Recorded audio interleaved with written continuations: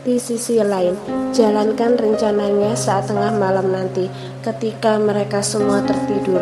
Tita Ian pada Gio dan Brian. Kini mereka sedang berada di apartemen Ian. Sepertinya rencana kita akan terbaca, Tuan Sean.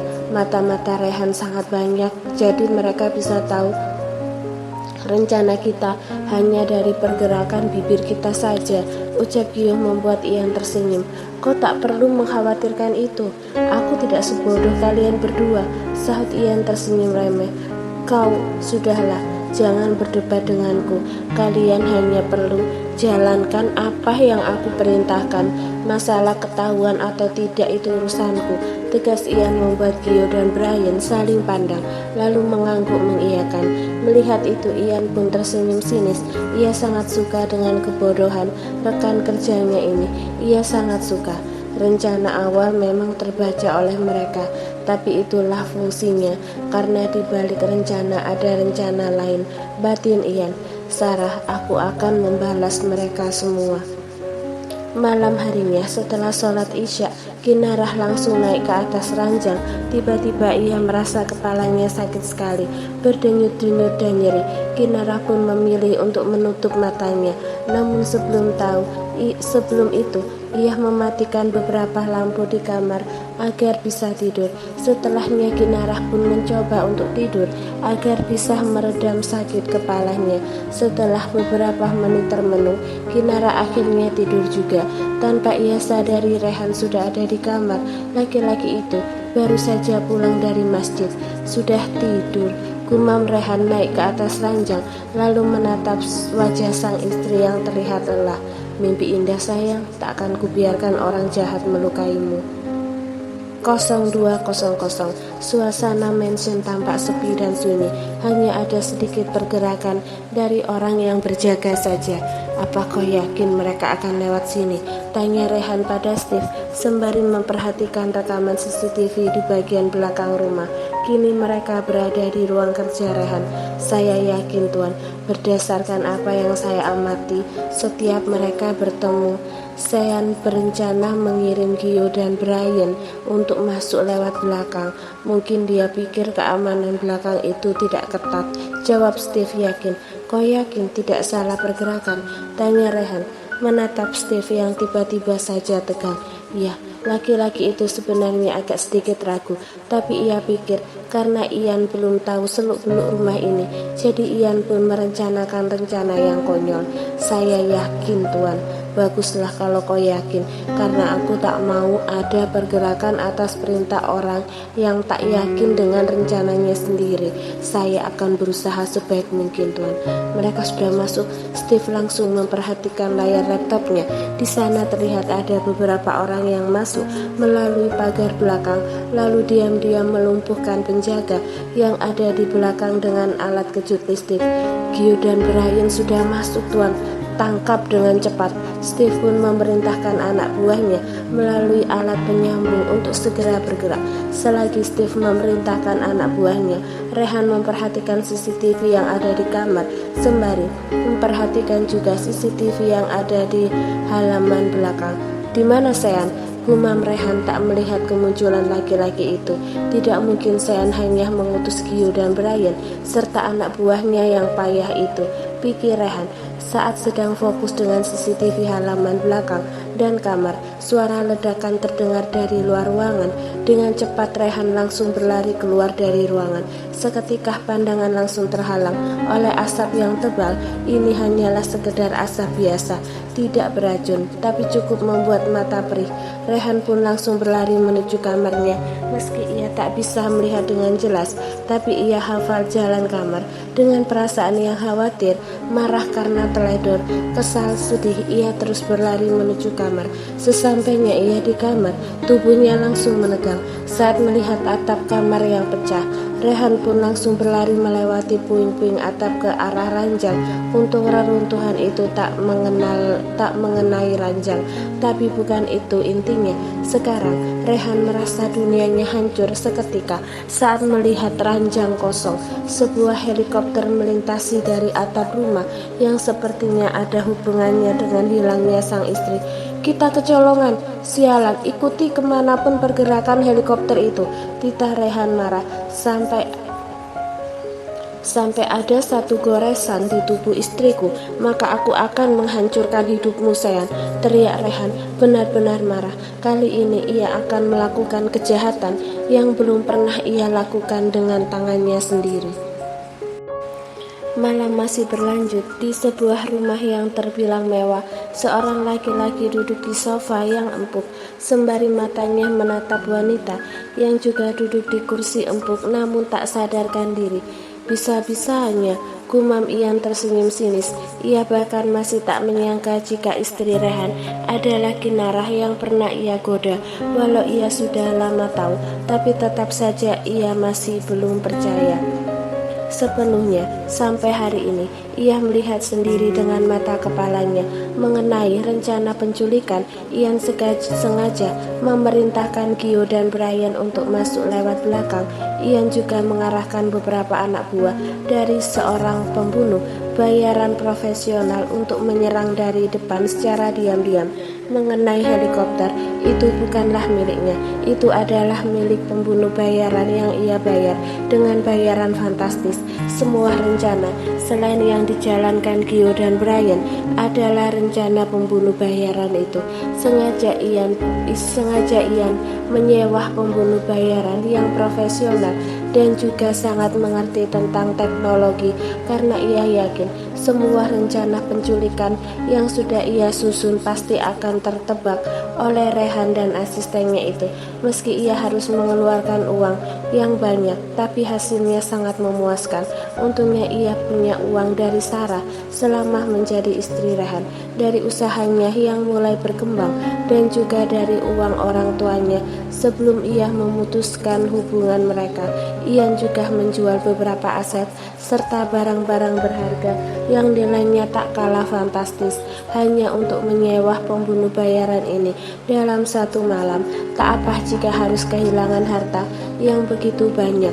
Toh setelah ini ia akan hidup tenang bersama Sarah dengan kehidupan yang lebih sederhana.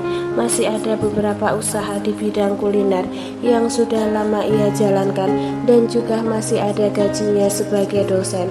Berapa lama lagi aku harus menunggu?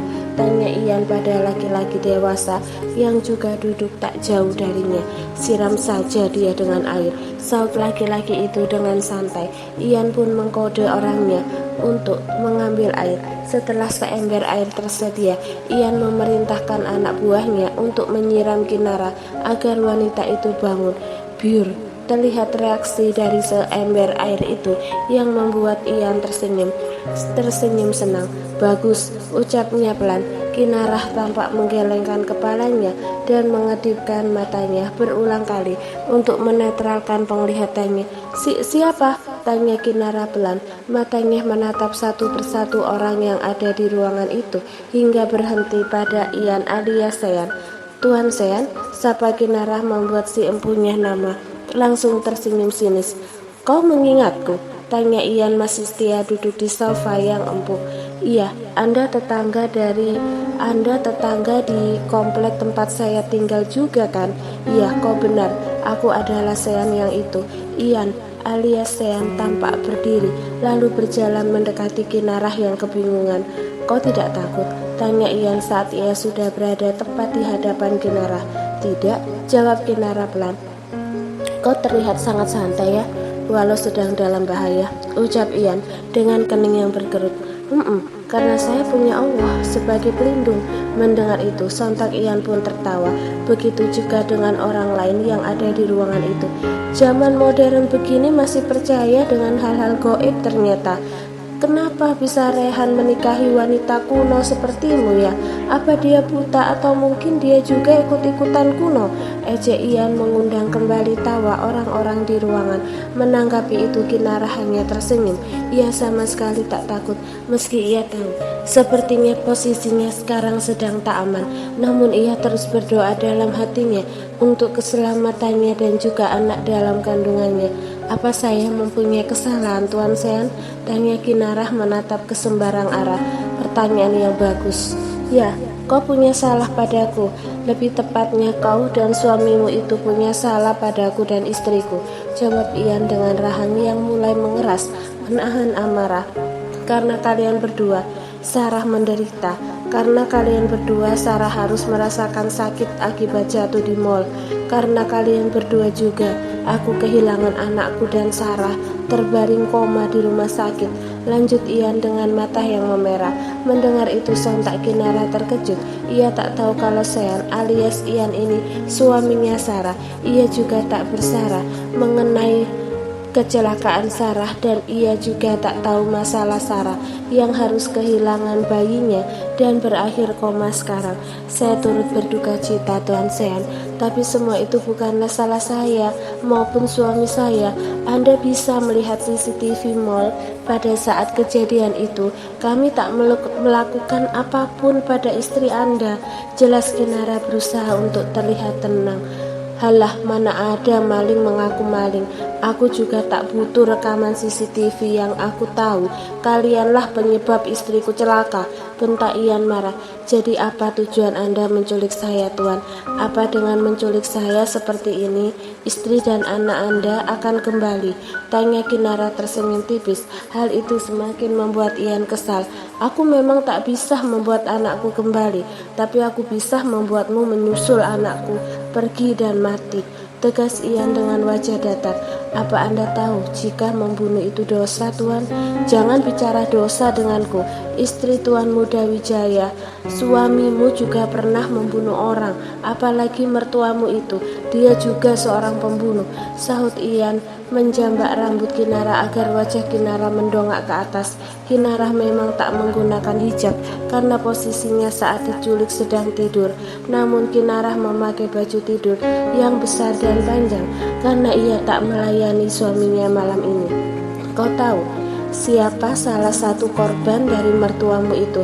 Tanya Ian menatap tajam mata Kinara yang tak menatapnya. Salah satu korbannya adalah kakak tercintamu. Kakakmu mati karena dibunuh oleh suruhan asisten Ambar. Sekarang Regan, si asisten Ambar, sudah mati karena mendapat balasan dari Steve, dan itu atas perintah suamimu. Lanjut Ian, membuat tubuh Kinara seketika menegang. Sepertinya kau baru tahu ya. Apa Rehan tak memberitahumu kalau ibunya lah dalang pembunuhan kakakmu yang kau cari-cari selama ini? Ternyata kau sangat mudah dibohongi ya. Suami yang kau anggap malaikat itu ternyata tak jauh berbeda dariku. Sama-sama jahat dan kejam, ucap Ian melepaskan jambakannya. Jadi, tanpa membuang waktu lagi, mari kita wujudkan impianku, Nona Kinara Sen. Kinara langsung menatap Ian dengan tatapan tenang. Meski ia cukup terpengaruh dengan kata-kata Ian tadi, tapi ia tak akan tergesa-gesa menyimpulkan. Ia akan menanyakan secara langsung pada suaminya nanti jika masih hidup. Jika Anda ingin menyiksa saya sampai mati, alangkah baiknya Anda melepaskan kaki dan tangan saya. Anda melawan seorang wanita lemah saja sudah sangat memalukan dan merendahkan martabat seorang laki-laki, apalagi melawan seorang wanita lemah yang terikat. Jelek, kata-kata Kinara barusan cukup menampar Ian dan menusuk jantungnya. Hal itu semakin membuat laki-laki itu marah. Sengaja Kinara meminta kaki dan tangannya dilepas agar ia bisa melawan semampunya. Meski ia tahu jalan untuk kabur sangat sulit, ia tetap ingin berusaha bertahan hidup hingga takdir memang menginginkan ia pulang hari ini juga. Kau pikir aku lepaskan ikatan tangan dan kakinya? Titah sang pembunuh bayaran. Ian pun langsung menatap laki-laki itu dengan tatapan tajam. Dia urusanku, tegas Ian tak suka si pembunuh bayaran itu ikut campur. Waktuku masih ada sampai nanti pagi. Jadi selama aku masih memiliki waktu, maka aku juga punya hak atas tawanan. Kau jangan banyak membantah, Tuan Sean, atau kau ingin menjadi tawananku, tegas si pembunuh bayaran. Lagi pula kau tak akan kalah kan jika berhadapan langsung dengan wanita hamil. Lanjut laki-laki itu tersenyum remeh. Jangan meremehkanku. Wanita seperti dia bisa kuhabisi dalam hitungan menit. Tegas Ian tak terima diremehkan. Kalau begitu lepaskan ikatan di tubuhnya, lalu lawanlah wanita hamil itu. Buktikan kalau kau memang bisa menghabisinya dalam hitungan menit. Tantang si pembunuh bayaran sembari tersenyum licik. Kali ini sepertinya akan menyenangkan. Ibu hamil melawan laki-laki gila, tontonan yang sangat bagus, gumam pembunuh bayaran itu sembari menatap Kinarah yang menampilkan tatapan tenang padahal tangan gemetar. Kediaman Rehan dan Kinarah. Keadaan ruangan sangat senyap. Hanya ada suara jari yang beradu dengan tombol di keyboard. Titik keberadaan sudah terlihat, Tuan. Segera kirimkan. Baik, Tuan. Anak buah akan segera dikirimkan ke lokasi, Tuan. Rehan mengangguk lalu berjalan dengan cepat keluar dari ruangan. Kerahkan beberapa tim untuk menyelamatkan Kinarah dengan cepat. Tita Rehan. Baik, Tuan. Hubungi dia, Steve. Apa Anda yakin, Tuan? Tanya Steve sedikit ragu. Kini mereka sudah berada di dekat mobil. Rehan pun langsung menatap tajam Steve yang sempat-sempatnya bertanya di saat genting seperti ini. Laki-laki gila itu punya sekutu yang kuat, maka harus diberi lawan sejenis sekutu si brengsek itu. Tegas Rehan lalu masuk ke mobil. Begitu juga dengan Steve. Akan saya hubungi, Tuan. Mobil melaju menuju titik keberadaan Kinarah yang sudah terlihat jelas. Titik itu didapat dari gelang yang dipakai Kinarah. Memang beberapa minggu sebelumnya Rehan sudah menanamkan alat pelacak di gelang maupun perhiasan yang sering digunakan Kinarah. Bertahanlah sayang, aku akan membawamu pulang dalam keadaan selamat. Aku berjanji jika aku gagal, maka aku akan melukai orang yang melukaimu dan diriku sendiri melebihi luka yang kau alami.